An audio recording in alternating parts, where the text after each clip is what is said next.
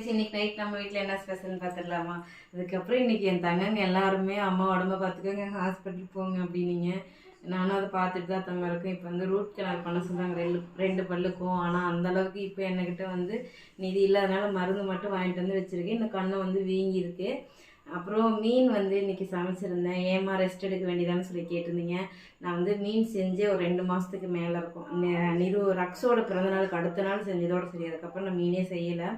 April 14ஆம் தேதி செஞ்சேன். So அதுக்கப்புறம் ரக்ஸு கேட்டுகிட்டே இருந்தான். அதனால் இன்றைக்கி வந்து நேற்றும் செய்யலை. இன்றைக்கி காலேஜ் எனக்கு முடியலனால 2 பேர் லீவ் போட்டாங்க.